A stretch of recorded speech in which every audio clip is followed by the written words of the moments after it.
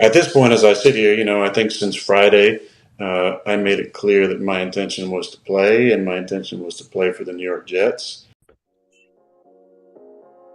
All right. Thank you for hopping on with the Jets group chat pod.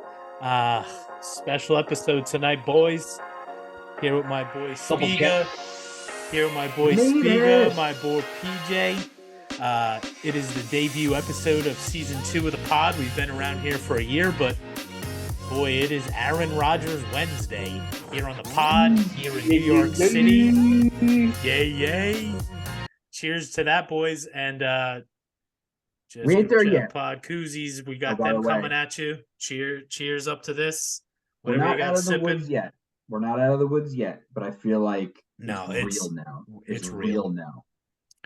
Obviously, all the angst, the anxiety that Jets fans have been feeling since, honestly, since that initial Trey Wingo tweet came out. I think that's now 8 days ago that Rodgers was meeting with the Jets. They were flying out to Cali, having a visit. We were all souped.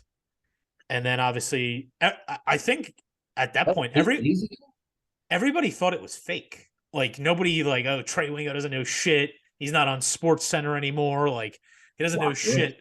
Because that shit came out like Monday night or whatever it was. And then I think the next person that confirmed it was Diana Rossini, but it was like 9 hours later.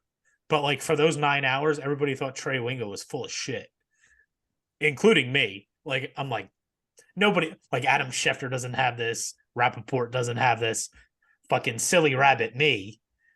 Like, oh, Aaron Rodgers fucking hates Adam Schefter and Ian Rappaport. Why would they know about it? Yeah. So of course, once Rossini, I wake up Tuesday morning and Rossini's like, oh yeah, like this is going down. Like they're en route there now, flying.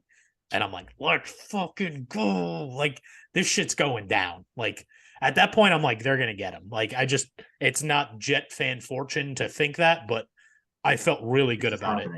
But it happened. You got the report. They flew back, and then fucking crickets. Radio silence.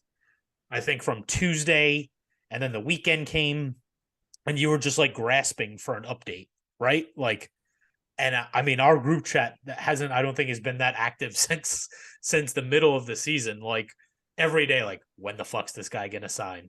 What are we doing? He's not coming. He's gonna retire. And I'll admit, as the days grew, the days grew older and the days went by, we got nervous. I got nervous because I think it was that Thursday morning. So 2 days later, Rossini, who had confirmed the meeting, then said there's a level of optimism in the Jets building that they're on the brink. And I'll never forget the brink of landing Aaron Rodgers. And that was early Tuesday morning. And so there we are, Thursday morning. So there we are Thursday morning thinking something's going to go down. And it didn't. And then Friday came today. But no. See, this thing, it did go down. No one knew about it. That's the thing. Yeah. Everybody was boxed out of all of it, and everybody was scrambling for stories, scrambling for headlines. This is the biggest storyline in an NFL season. Let's be honest. And the past couple, outside of Tom Brady retiring, unretiring, all that, this is controlling the headlines for multiple days. They were grasping at straws, anything and everything they can to throw out report after report after report when no one knew a goddamn thing. And we were right. He said the same thing. I'm like, I guarantee you no one knows anything.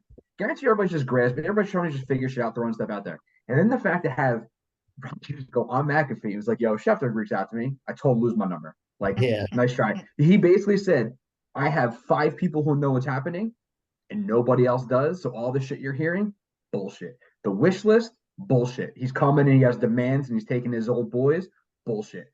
I think I'm going to retire. I want to stay. It's on me. Everybody knows that there's everything's agreed upon. Bullshit. He came out fucking firing on the McAfee Show, and I was loving every second of it.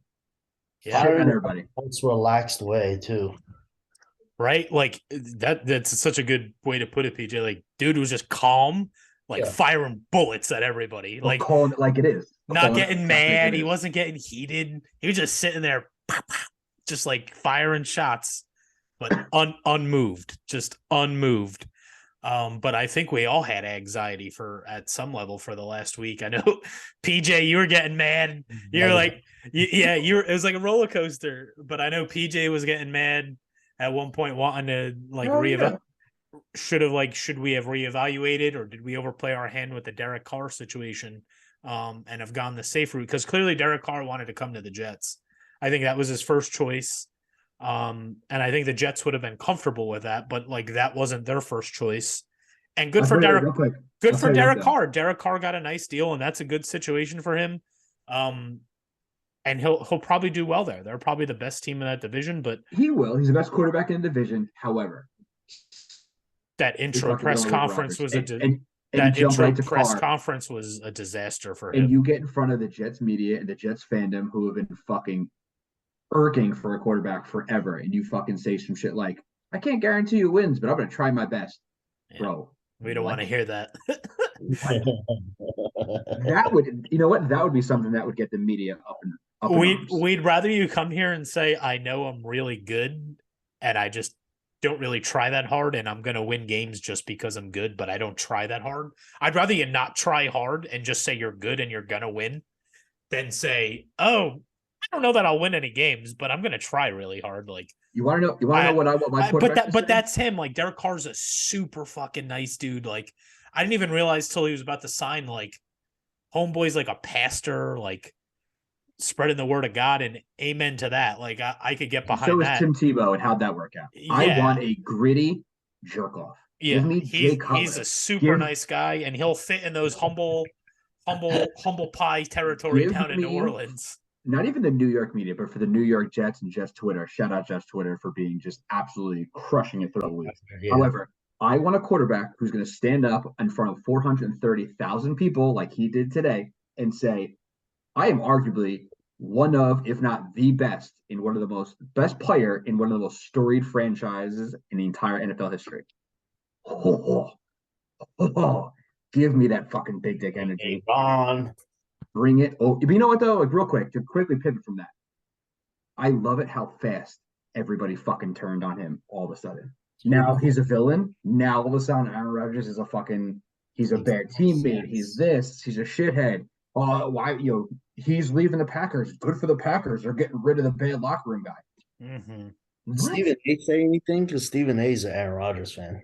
No, but Michael Robinson was being a big old dickhead on NFL Network. Yeah, I had to turn it off. Like, I turned it on when I got home, and I didn't last 5 minutes because Michael Robinson was on some big time heater about how Aaron Rodgers is I think he's like, there's a lot of people in Green Bay that are super happy right now that Rodgers is gone. To get rid of him, they say. Not even like that he's moving on, to get rid of him. So you're going to tell me, a guy who is pretty much one calendar removed from being a back-to-back MVP, you're happy to get rid of him? Probably one of your longest tenured players ever.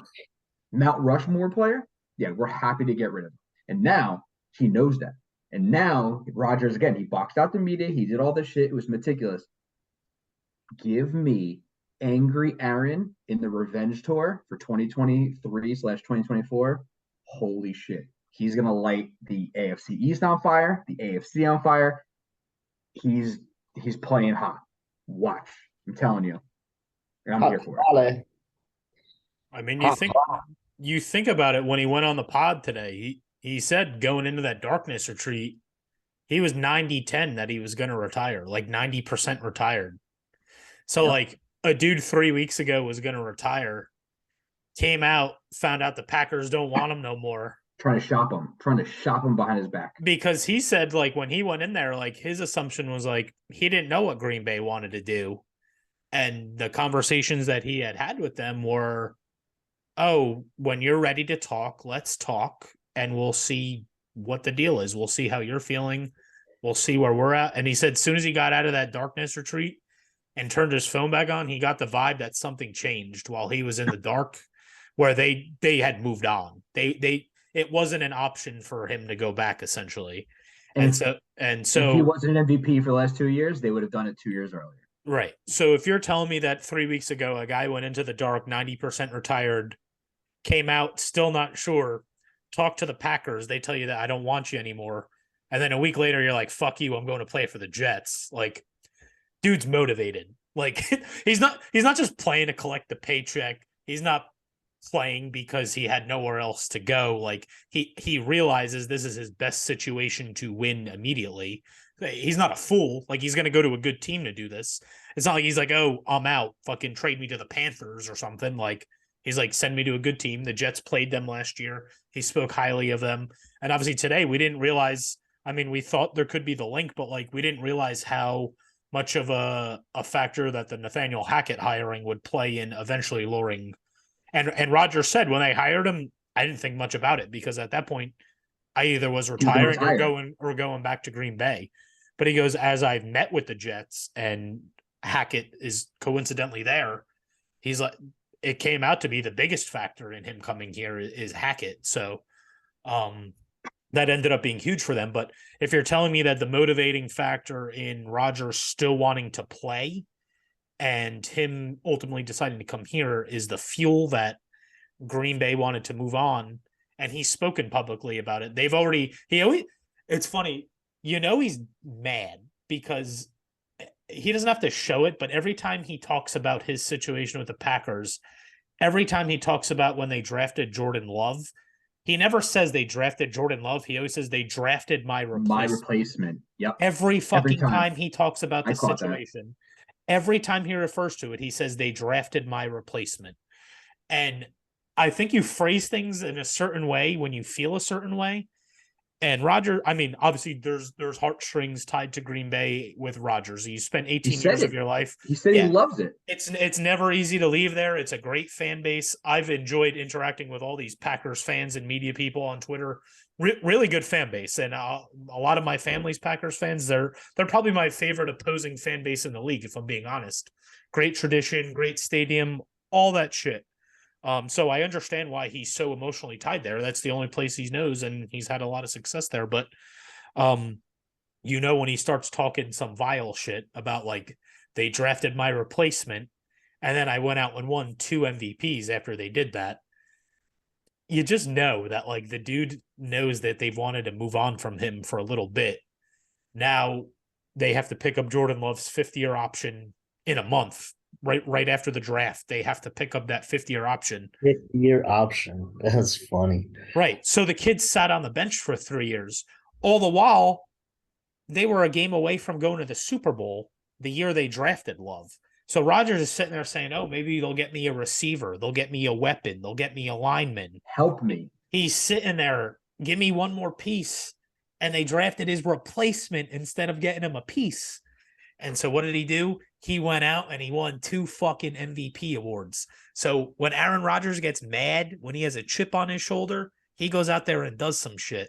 Hashtag angry Aaron next year. And so I don't know when this deal will become official, when compensation's agreed upon. That's a whole nother can of worms that we could probably get into later. But when it does become official, I think the best thing that Green Bay could have done for the Jets, not only in moving on, but they're giving us Aaron Rodgers, but they're giving us a fucking mad Aaron Rodgers. And that's the Aaron Rodgers that I want to inherit. The guy who wants to come in and with a chip on his shoulder.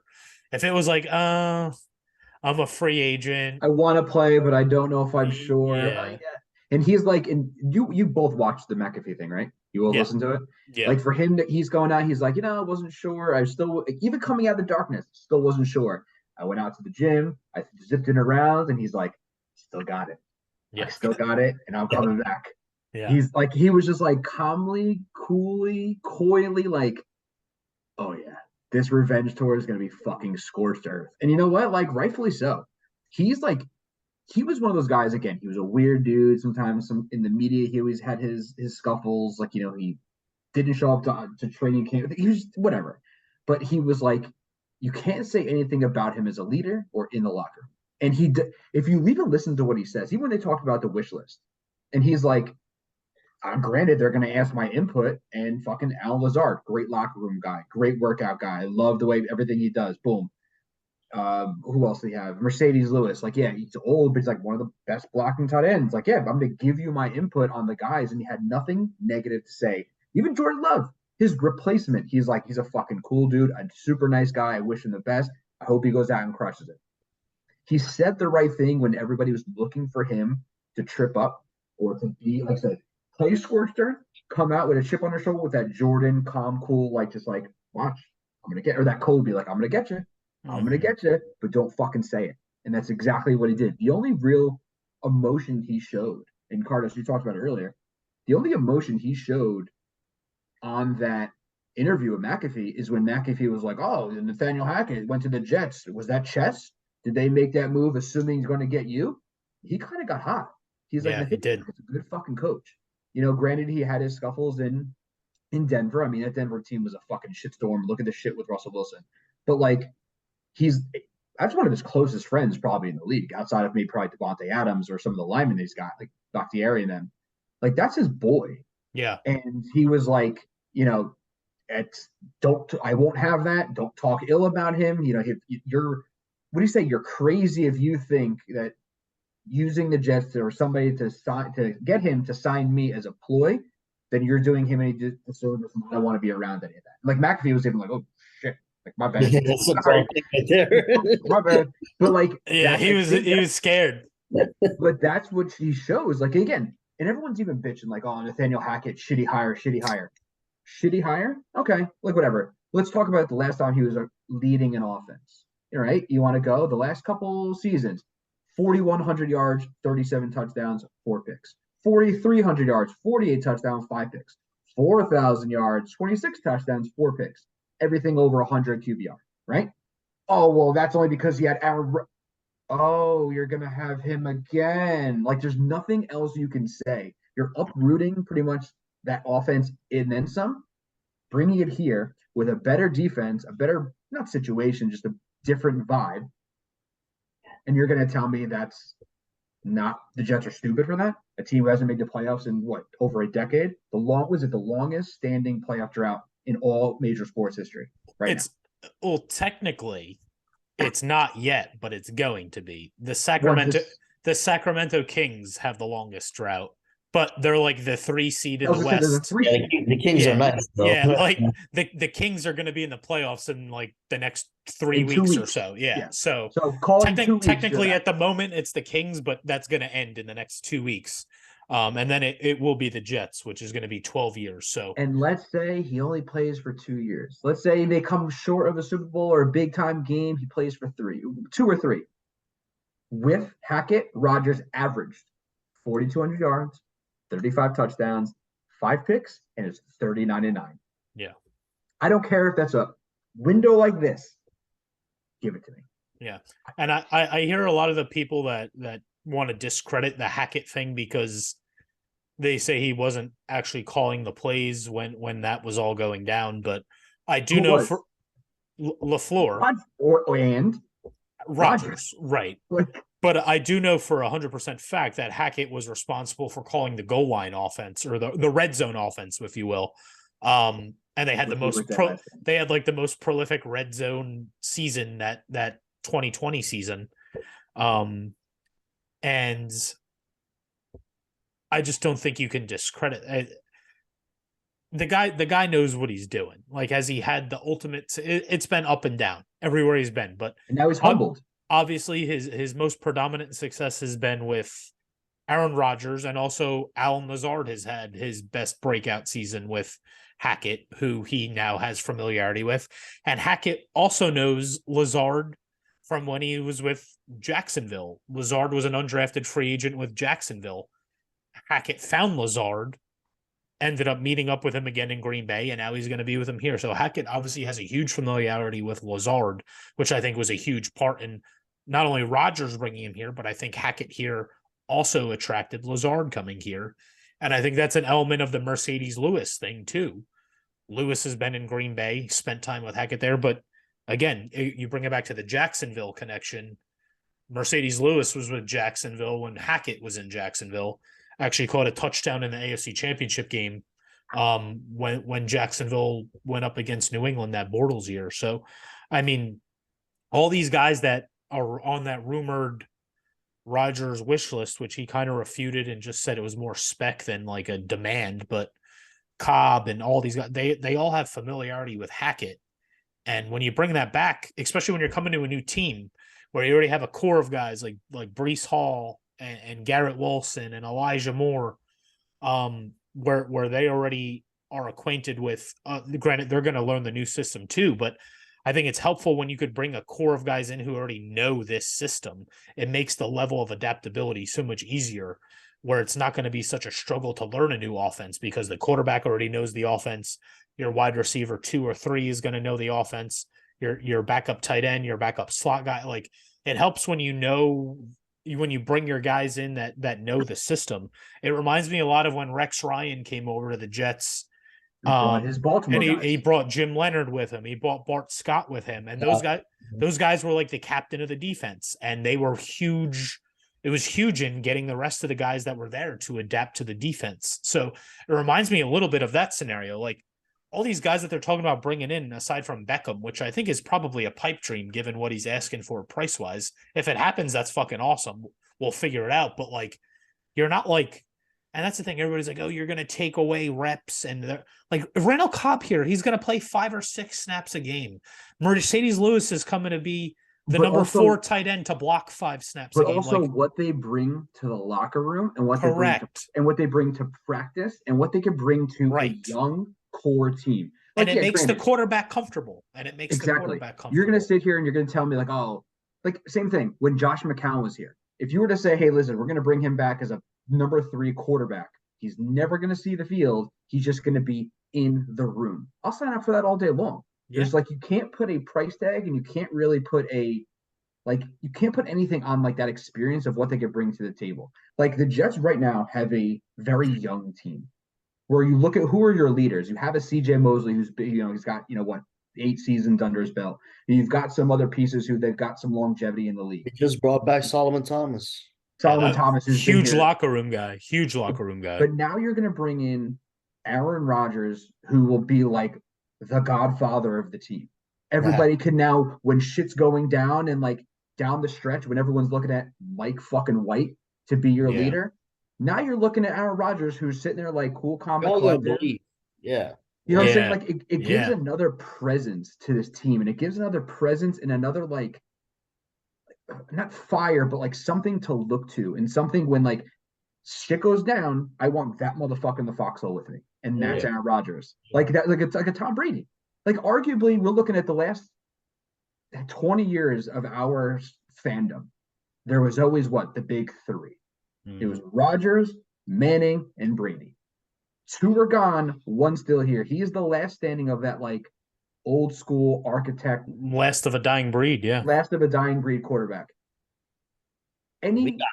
Colin Coward, fucking Michael Robinson, all the people. I know PJ's hype. Stop fucking talking shit about it and just like rock with it. Like, it's about fucking time the Jets just get a win. Well, it hasn't happened yet. We're there. We have a win. We have a great camaraderie right now. And if you're going to tell me we will suck for the next 50 years if you get a Super Bowl this year, name me one Jet fan who would say no. Would you take it, Cardinals? Oh yeah. I think would you take it? Like the Super Bowl. Bandoni, would you? Oh, he's not here. But I'm saying, you know what I mean? Like, true fans of like a team who's been fucking thirsty and starving for something to hold on to. We finally are just at the cusp of it. And I can't fucking wait for him to do that. Was the Jordan thing? I took that shit personally. Yeah. That's what he's doing this whole offseason, and I want him to come out raring to go, because opening day, the home opener is going to be. I just want like the deal done already. Like, we still don't know what the numbers are. We don't know what the trade is. We don't know who we're giving up. We don't know what we're giving up. We also don't know like all the other free agents that's coming in. So there's still a lot of question marks. There is.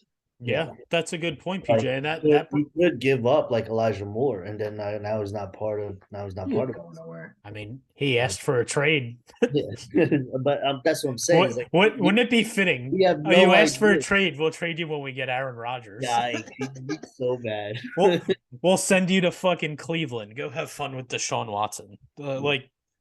That would be fitting. I think Moore's going to be here. I know I've heard that rumor that maybe he's involved in the trade. I think more likely is Corey Davis. There's a lot of heat to that. And LaFleur, LaFleur was Corey Davis's coordinator his rookie year. He had his best year of his career under LaFleur. And it's an affordable 1 year, $10 million left on his deal. They're going to need somebody for Jordan Love to throw the ball to. They have Romeo Doubs, but obviously Lazard is gone now. So I could definitely see Corey Davis being part of the trade going back as kind of like a throw-in, but compensation-wise, I don't know. Like, I definitely don't think a 1 is going back in any scenario. Maybe if they have to send a conditional pick, like next year you send a 2 that could turn into a 1 if like Rodgers wins X amount of playoff games or wins X amount of games or whatever. I mean, you could attach whatever clause you want, but I don't see any scenario at this year where like pick number 13 is not in the equation for me anyway. Like I don't think so. I don't think there's more than one. JD doesn't roll like that. Exactly. And I don't think the Packers have leverage, and that's a good debate. Like, and I'd like to get into that with you guys for a second, because that seems to now be like the hot button issue of like, now we know where Rodgers stands, what he wants to do, what he intends to do. The holdup is the Jets, Packers, whatever. But like the debate now is like, who has the leverage? Do the Packers have the leverage, or do the Jets have the leverage? I don't think either of them have particularly. I don't think anybody has. No, I don't think anybody has crazy leverage right now. I think if you had to put a scale on it, I mean, the Packers have less. Because now it's publicly known, and now he's put it on where like the Jets are telling everybody, pick up the pace. I want to go play for the Jets. Now it's them dragging their feet. I'm in the same boat as you. I highly, highly, highly doubt. I think there's a 99% chance you're not giving up a 1 this year. I could see a 2 going this year, and then maybe a player, and then a 3 conditional 2 next year. I could see it be something like that, or if he picks it. No, I mean, or if he plays more than 2 years. I don't know, but that's the thing. You would, in theory, think by draft night, by the second draft day, something's got to get done, because now that pick's in play. Correct. Now you're going to eat $40 million and he's just not going to play. I mean, if they really want to fuck him, they could do that, but I just don't see that happening. And that's what Rodgers was trying to make clear on the McAfee show. And that's when he said, I'm arguably or debatably the best player in your franchise's history. I think he, without so many words, was trying to say you should do right by me. Like, you told me when I made my decision and I let you know what I wanted to do, you'd honor that request and send me where I wanted to go. At this point, it's clear you guys have moved on. And then he said, so have I. I've moved on. Just let me go. And he's like, let's just end this song and dance. Like, get what's fair is fair. I'm sure the Jets aren't offering them a 7th round pick. You know what I'm saying? Like, I'm sure the Jets are offering them a 2nd or a 3rd round pick plus more at minimum. So like, it's not like they're not offering them a premium pick.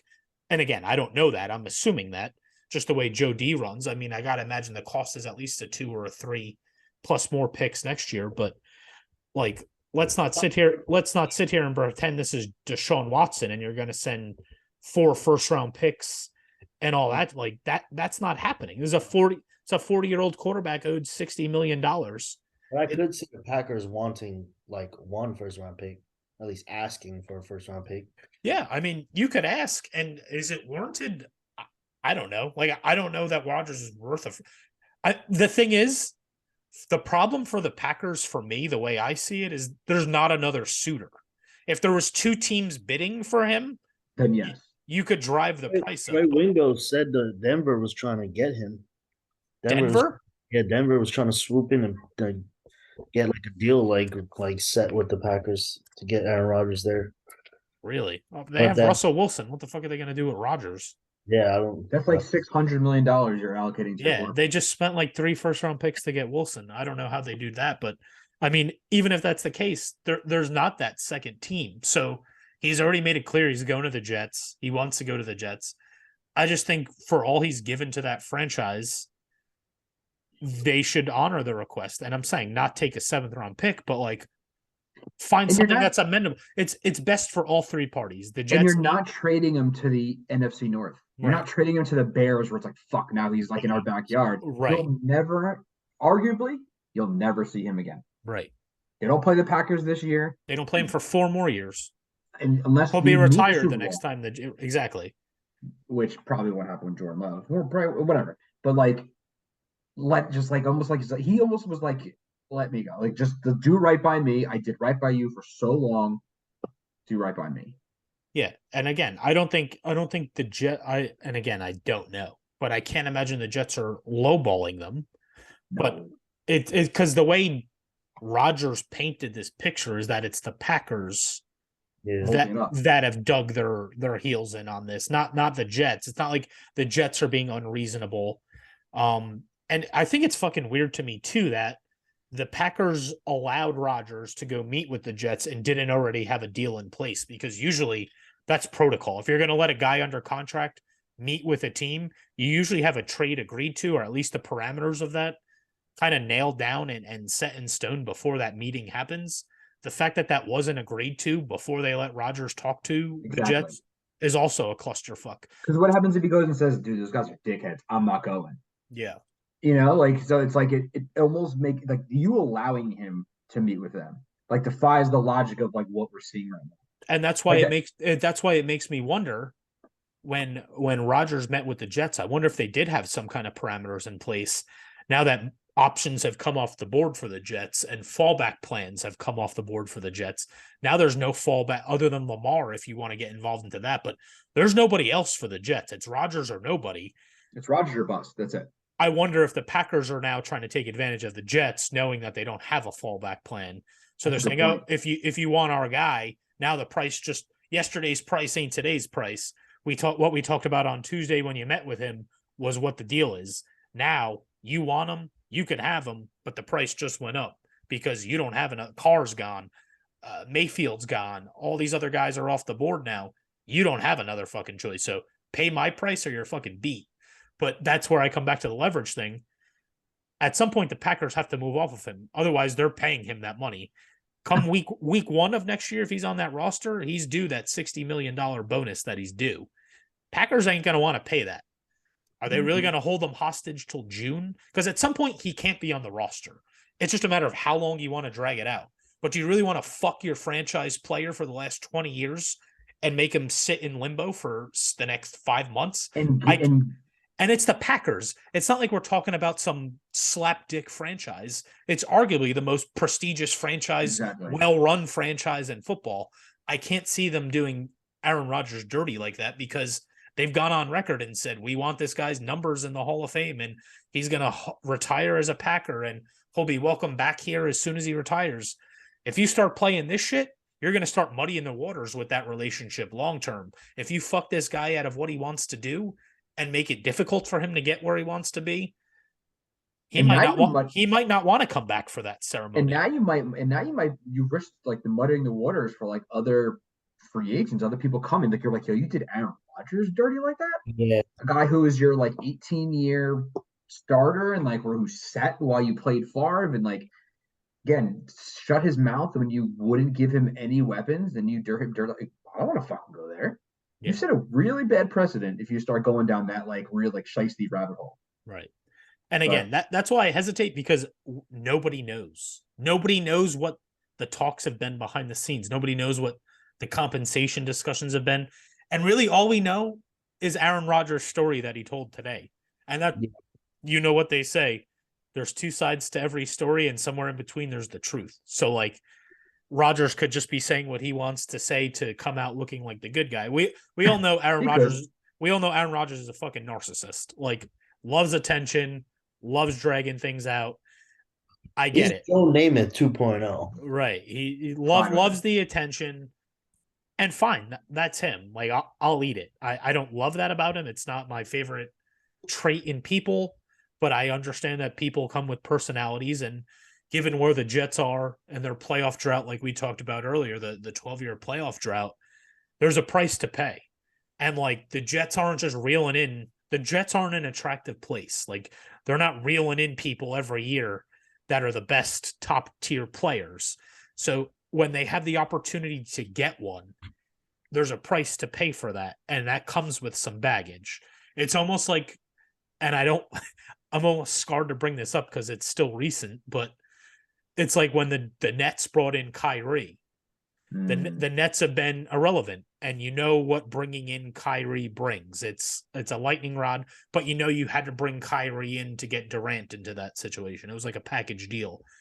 And obviously it didn't work out for the Nets. You obviously hope it works out better for the Jets than it did with the Nets.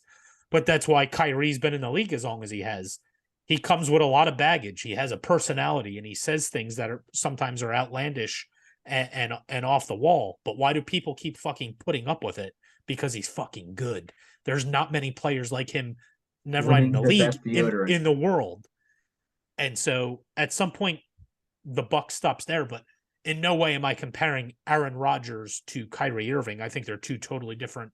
It's not like Rodgers is a cancerous personality. He hasn't gotten coaches fired. He hasn't burnt locker rooms down. He hasn't done things like that. But I'm just talking about the personality and some of the off the field politics and stuff that comes with him. I think that brings a lot of dislike to him that's probably unwarranted, and it affects people's opinion of him on the field because of some of the things he says or does or associates himself with off the field.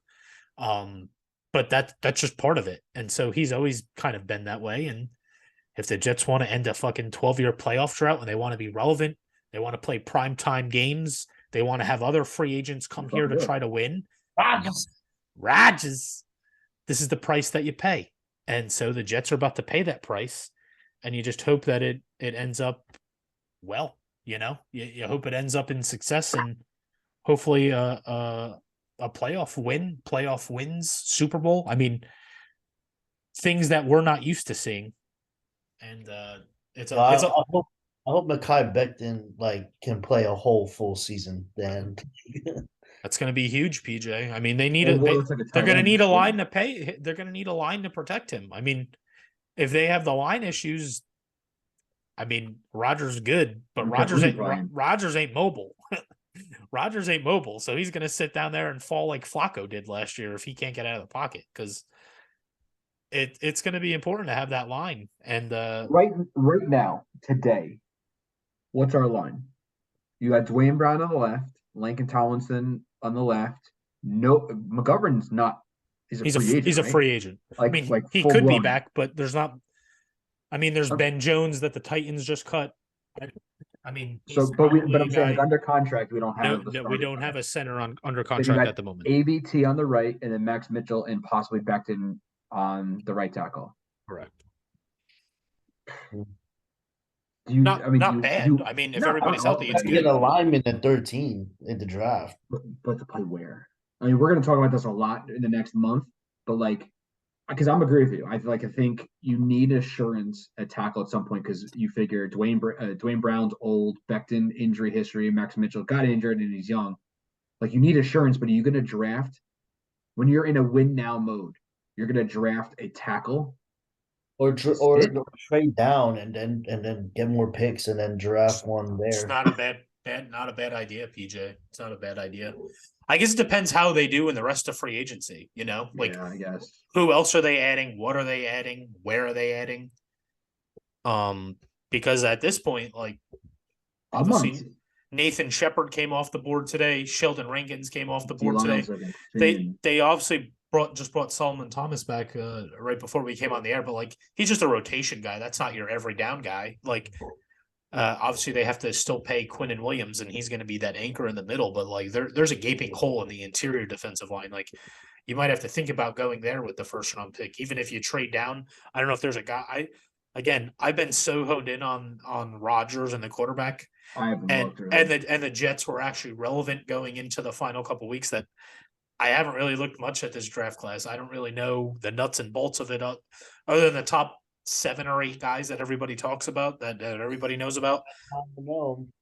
I don't know. Jalen Carter had his thing today. How'd that go? Like shit. Yeah. He looked fat. He was slow. He looked bad. They were like, this is interesting. Haven't the charges that he was in some fucking hot water with, they've all been dropped though, from what I understand. I think he's in the clear now. I don't know. I don't know. I might have just made that up. I thought I read that. I mean, they let him leave. Yeah. I mean, I can't imagine it was anything crazy if they let him leave and go back to the combine. Yeah. But is Bryce Huff a free agent? Yeah. No, signed him to it.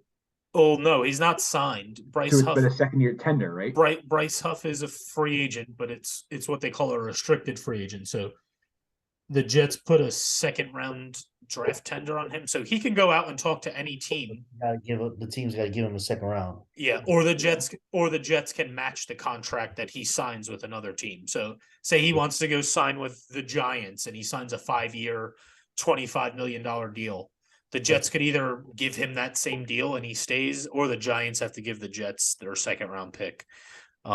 Which I think is fine. Like, you want to keep Huff. I like Huff. I want him. I love him. I don't want to lose him, which I like the ability to match the contract. But I mean, if somebody wants to blow them out of the water, a fucking second round pick doesn't hurt.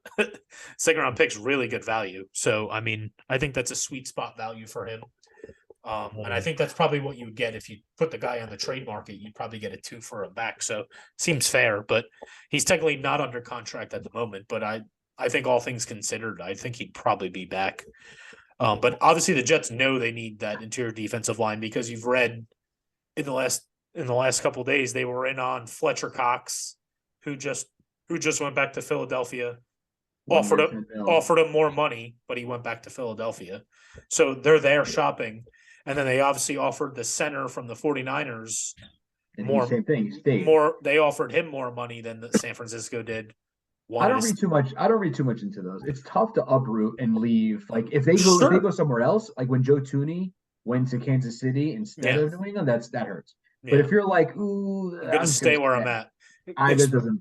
Especially when you're in like a perennial winning situation, like 49ers or both of them are. Yeah, I mean, Fletcher Cox has been in the playoffs, won the division, just went to the Super Bowl every year. San Francisco's in the dance every year. So like, I get not wanting to leave that situations and uproot your family and go 3,000 miles away, even if it is to play with Aaron Rodgers. But I think it's more of indicative on the Jets that they realize there's a need, and they've been willing to pay top dollar for it. They've been willing to pay more and overpay to get them to come. And it's just a matter of them saying no. But you know that the Jets realize that their needs, and they're willing to put the money where the mouth is and fill those needs, which I think is encouraging.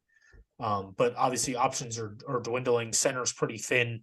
Like I said, Ben Jones that the Titans let go. I think he has some concussion issues and some injury issues that he's dealt with, but he's like a Pro Bowl caliber, really good PFF numbers, and no quarterback sacks given up and all that. So, I mean, would be a really good option if they could get him. Otherwise, you bring back McGovern. I mean, McGovern was fine. Not the worst idea. He's not terrible. You probably get him for at this point. How many teams need a center? You know, there's only so many starting centers. I think the guy that the Broncos cut too is out there that they were interested in signing when he was a free agent last time. Glasgow, Graham Glasgow. I think he's out there. So I mean, there are options. They'll obviously fill that here in the next couple days. I'd like to see maybe Calais Campbell from the Ravens, defensive lineman. I like him, but there's options out there. There definitely is. Linebacker still a need. Another safety maybe. I mean, but we're going to see what they do on the offensive side of the ball. I think they were in on Jamal Williams till he went to the Saints. I don't understand that.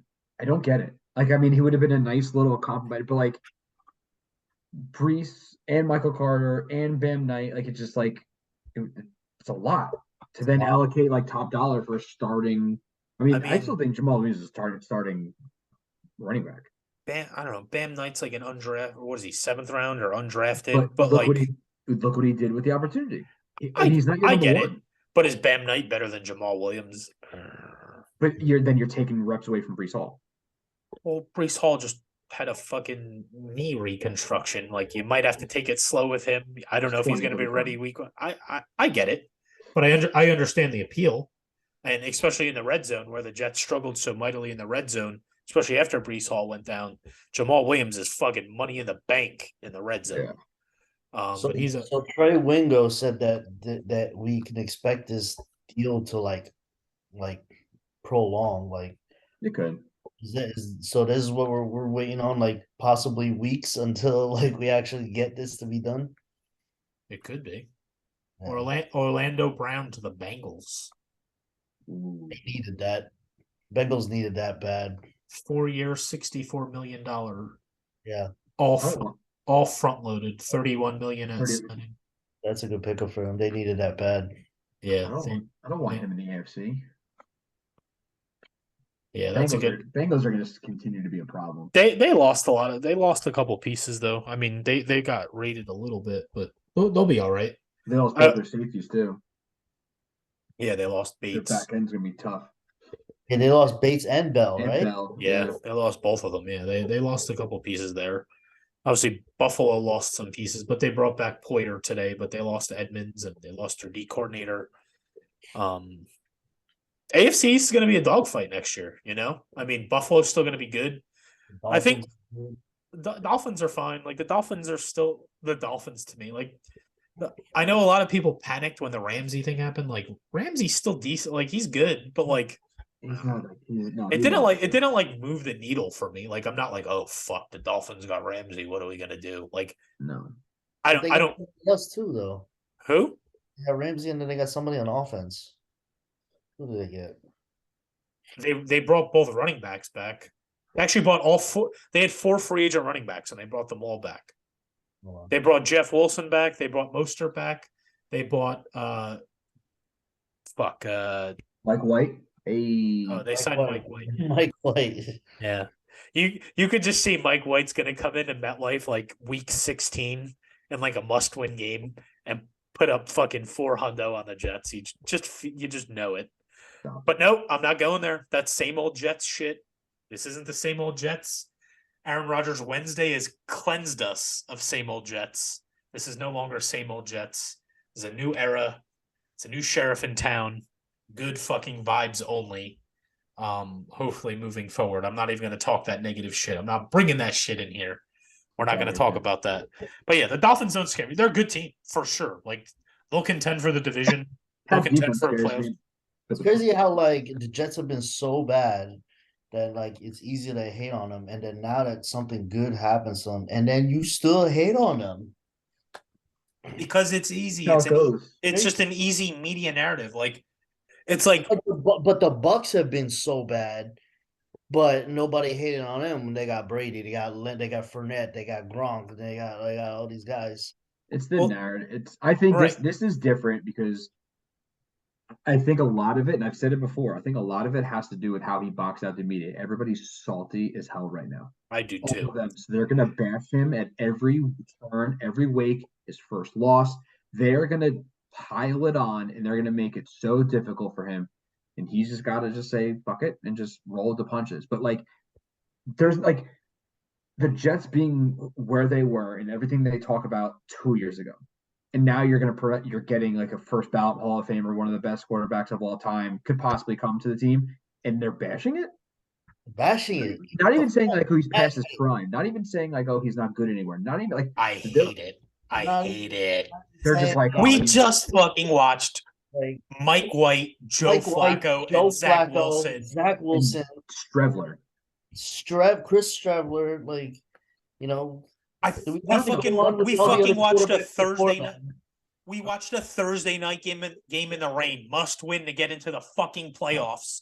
And Chris Strevler took meaningful snaps in that game. What are we doing? What are we doing? What are we doing? We took Sam Darnold over Josh Allen, like, and they're bashing us for getting Aaron Rodgers. Like, I know it's under 20. I gotta look right now. How many touchdown passes did the Jets throw for last year? I think it was no. Let's see. I'll 60. It was in 16. We just did this.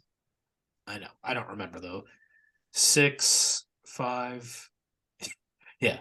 6'5", 6, 9, 14, 15 touchdowns, and one of them was from Braxton Berrios. Oh gosh!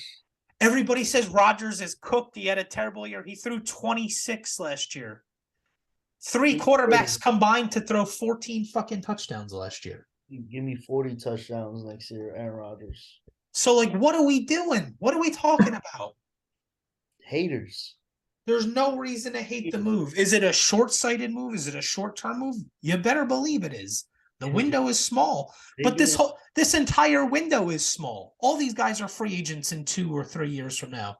In 3 years, you got to pay Sauce Gardner. You got to pay Garrett Wilson. You got to pay Brees Hall. You're about to pay Quentin Williams. This shit gets a whole lot more expensive in 2 years. They built their entire team and doing everything through the draft, trading Jamal Adams, trading. Now you're a quarterback away, you get it. Now you're a quarterback away, and they did it, and they're getting bashed on. I think it's also funny because they love to throw the narrative where it's like, oh, he was in the NFC and can only win one Super Bowl. What about your beloved Josh Allen, who hasn't even been to one? Yeah. You know what I mean? Like, like all these guys, again, Mahomes is Mahomes. He's a fucking different breed, like whatever. But like, everyone is like, oh, Tua is so good. Hasn't even made fucking playoffs. Oh, Mac Jones, he's Pro Bowl count. You got benched for fucking Billy Zappi. Like Burrow, it's great. Even bro, same thing with like Justin Herbert. Has he made the playoffs? You're all world. Oh, he's the best of the best. Murderer's row of the AFC West. Oh, really? How's what's Derek Carr? Obviously gone. Never won a playoff game. But never won a playoff game. How's Lamar Jackson doing? Hasn't won a playoff? Yeah. Hasn't won a home playoff game. But again, all these big major players, you take Burrow and Mahomes off the plate. I'll take fucking Aaron Rodgers over every one of them twice.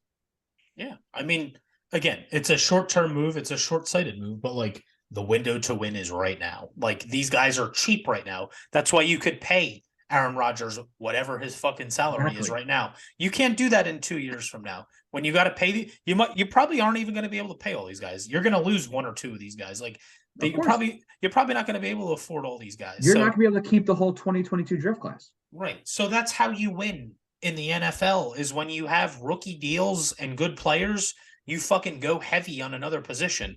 It just so happens that the Jets are going heavy at quarterback. Is he old? You better fucking believe he's old. But can he still throw the ball? You better believe that too. He can do it, man. I mean, the guy's still a good fucking quarterback. And he has a chip on his shoulder. Do you think the Bucs regret signing Tom Brady? No, they won a Super Bowl. I think exactly. I think the Bucs would sign up for the number one pick in the draft for the next 25 years because Brady brought them a Super Bowl. And they had one more recently than was it 20? What was that year with Brad Johnson? 2001, 2000. 2000. It was before. Yeah, it was before with Rich Gannon. Yeah. Warren Sapp, John Lynch. No, Rich Gannon was on the Raiders. They had Brad Johnson. Brad Johnson was the Bucs, but I'm saying no. That's the Super Bowl that they played in. Yeah, correct.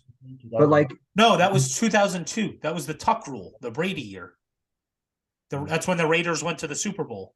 The fumble in the snow. No, because the Bucs won it. When did the Bucs last win a Super Bowl? That was with John Gruden. Could have been the Tuck rule because the Tuck rule was when Brady won. Oh yeah, you're right. It was the year before that then. 2001? 2001. Hold on. Because 2000 was Baltimore and the Giants. I know that. 2001. I think it was 2001. We're going to find out. Yeah, because the Raiders were still good, and then the next year, that was when the Brady Tuck rule thing happened. The Raiders went to back-to-back. No, 2001 was the Ravens. Well, it was played in 2001, but it was the 2000 season. It was 2003? 2003, it says. No, that was the Rams-Titans. What the fuck? That was 99. I'm going down the list. I took away one and put a 0. 2003. It was 2003? You got it right here. But it was the 2002 season. 2003 was January when the playoffs started. Yeah. So I went the other way. Yeah. So again, that was what for them? 20 years since winning a Super Bowl. Not even making the playoffs. Winning a Super Bowl. Yeah. So again, you've already had one in your lifetime. And they would sign up for it 12 times out of 12. Again, it's not really any different than what the Bucs did. I mean, they had a good young core. They had Marquise Godwin and they had Chris Godwin. I'm sorry, Chris Godwin and Mike Evans, and they had a great defense, just like we do. I mean, they had all those pieces there. They had Pierre-Paul and they had Barrett and they had all those guys in the secondary. I mean, it was tailor-made. Brady agreed to go there and he bought Gronk there. Then Fournette came there. It's like when the Rams brought in Stafford. Like literally, it's the same thing. You bought your championship. You brought in all these guys that fuck those picks, and then it demolished your future. We're not even going to demolish our future. Well, that's the We thing. literally We're just strapping ourselves for cash for a little while. Like if the Rams traded for Rodgers, like are they getting bashed? I don't think so. They traded for Stafford in one. Stafford, and they got praised for it. That's what I'm saying. Right. Stafford had It's wild. Stafford had never won a playoff game before he went to the Rams, and it was praised because it's like, oh, he's getting out of a bad situation, but like you're not. I mean, they went to the Super Bowl with Goff again, good team, but like I don't know, it's just a Jet narrative that I don't like, but I understand why it's attached to us. I do. Like we're all three of us, all five of us in this group that collectively come together and talk about this team on an everyday basis and come on this pod and talk or whatever. Like we understand why the Jets get clowned on and why the narrative is what it is, that they get shit on all the time. But this isn't one of those times. I think Lindor broke his leg. Oh boy. That's not good. Hold on. I don't mean to derail this, but they're carrying him off the field in the World Baseball Classic. I see Edwin Diaz is... No, Lindor. Well, Edwin Diaz is now being taken off in a wheelchair, so... Wait, is that Diaz or is that Lindor? He's fucking... Edwin Diaz nails down huge win for Puerto Rico. It is Diaz. No, it's Diaz. Sorry, he had the fucking like the Odell hair. I thought that was Lindor. Oh shit, and it's his right leg too. Uh-oh. Sorry, I don't mean to derail the pod, but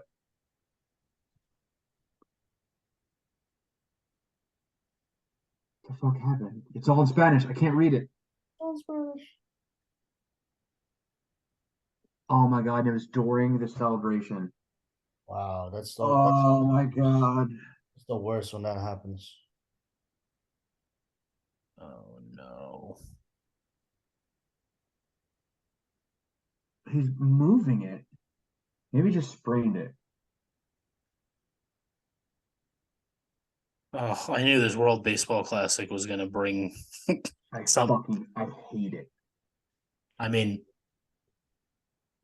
when you said Lindor, I mean, no, I thought it was. If anything, I mean, it's the closer that pitches 3 times a week if you're lucky. I mean, it's not great, but I'd rather lose a closer than my shortstop. True.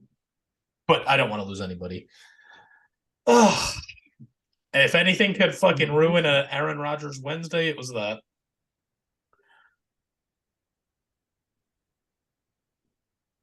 All right, boys. Well, we're gonna wrap this. Let's figure out what happened with Edwin Diaz, but not gonna let that dampen our Aaron Rodgers Wednesday.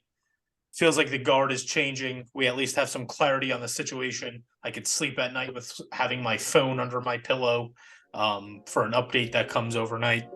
Appreciate everybody for listening. As always, you catch us on YouTube, Spotify, Apple Pods. We're also on Twitter. We're on Instagram. Spiga, PJ. What? Appreciate you boys hopping on. Appreciate you. Appreciate Jet Nation. Appreciate the patience. I appreciate Jet Twitter. We're fucking undefeated. Better. With my quarterback. You're both better gents than Dennis and Bandoni. No, baby. Most magical day in Jet.